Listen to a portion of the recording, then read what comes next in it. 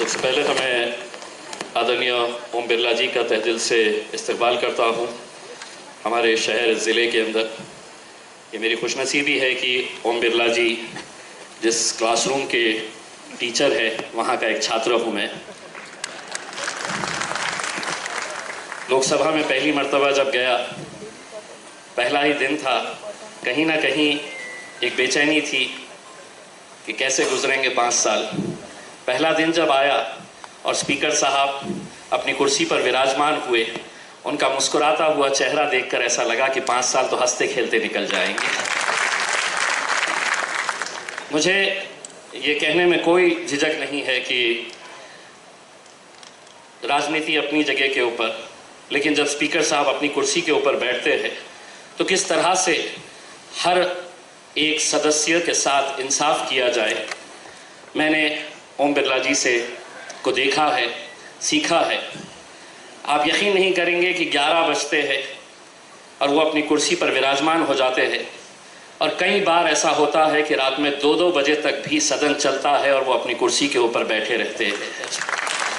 वो इसलिए कि जिन लोगों ने सांसदों को चुनकर वहाँ पर भेजा है वो आपकी आवाज़ बन सके, वो अपने क्षेत्र के मुद्दों को वहाँ पर पेश कर सके। मैं आज भी वो दिन याद करता हूँ जब एक सदन का आखिरी दिन चल रहा था और एक प्रोटोकॉल के हिसाब से आखिरी दिन स्पीकर का धन्यवाद देने के लिए मेंबर्स जाते हैं। मैं उस दिन गया तो एक प्राइवेट मेंबर्स बिल लाया गया था जो आशा वर्कर्स और आंगनवाड़ी वर्कर्स के बारे में था। मैं थैंक्स बोलने के लिए जब ओम बिरला जी के पास गया तो उन्होंने मुझसे कहा कि आप इस सब्जेक्ट के ऊपर क्यों नहीं बोल रहे, महाराष्ट्र के अंदर इतने सारे आशा वर्कर्स, आंगनवाड़ी वर्कर्स हैं, आप बोलिए। मेरी कोई तैयारी नहीं थी, लेकिन सिर्फ ओम बिरला जी ने जब मुझे एनकरेज किया और मुझे फोर्स किया कि नहीं तुम बोलिए, बोलने से फ़ायदा होगा, तो उस दिन खड़े रहकर मैंने 11 मिनट बोला और उन्होंने मुझे 11 मिनट बोलने की इजाज़त दी। कहीं ना कहीं कुछ ना कुछ अच्छा फ़ायदा ज़रूर होता है। मैं ओम बिरला जी आपको सिर्फ इतना कहना चाहता हूँ कि आपने इस शहर के बारे में, ज़िले के बारे में आपने सब सुना है कि कितना पोटेंशियल है हमारे पास, लेकिन कहीं ना कहीं कुछ इच्छा शक्ति हम में कम हो रही है करके। आपके दोनों तरफ जो बैठे हुए मंत्री हैं उनसे ये कह दीजिएगा कि हम विकास के मामले के ऊपर हम सब एक ताकत बनकर एक साथ मिलकर हम लड़ना चाहते हैं, आगे बढ़ना चाहते हैं और हमारे क्षेत्र को हम बढ़ाना चाहते हैं। मैं आपसे सिर्फ इतना अनुरोध करना चाहूँगा कि कैसे हम उम्मीद कर सकते हैं कि जिस शहर के अंदर 2 वर्ल्ड हेरिटेज मॉन्यूमेंट्स है, पूरी दुनिया में सर कहीं पर भी नहीं है। अजंता और एलोरा 2 वर्ल्ड हेरिटेज मॉन्यूमेंट्स एक शहर में 100 किलोमीटर की दूरी के ऊपर पूरी दुनिया में कहीं नहीं है, हमारे पास है। लेकिन क्यों टूरिस्ट आएगा जब यहाँ पर हवाई जहाज का कनेक्शन ही नहीं है, जब हमारे पास एयरलाइन कनेक्टिविटी ही नहीं है।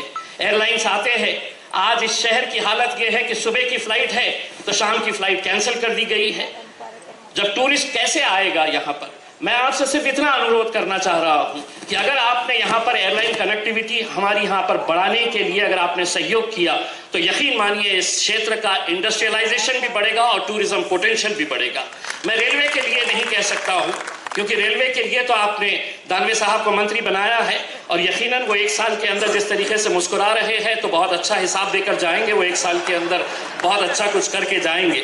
लेकिन मैं ओम बिरला जी आपसे महज सिर्फ इतना कहना चाहूँगा कि हम थोड़े से नाराज़ हैं आपसे इसलिए कि आप बहुत कम वक्त के लिए आए हैं यहाँ पर। अगर आप औरंगाबाद में अगर बीबी का मकबरा नहीं देखे हैं, वो मोहब्बत की निशानी है। आपने ताजमहल देखा होगा, ताजमहल में और बीबी का मकबरे में फ़र्क इतना है कि ताजमहल अपनी बीवी के लिए बनाया गया था, बीबी का मकबरा जो है वो अपनी माँ के लिए बनाया गया है, इसलिए इसको ज़्यादा प्रमोट नहीं कर पाए हैं हमने।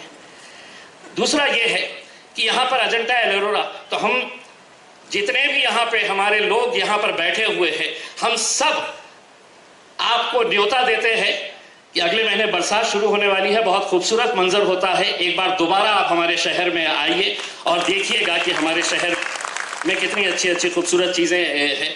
मैं सिर्फ आपके मुस्कुराने के बारे में बहुत सारे लोग कहते हैं, तो मैं आपको सिर्फ जाते जाते इतना ही कहना चाहूँगा कि किसी की मुस्कुराहटों पे हो निसार, किसी का दर्द मिल सके तो ले उधार, किसी के वास्ते हो दिल में प्यार, ओम बिरला उसी का नाम है। Thank you very much. बहुत ही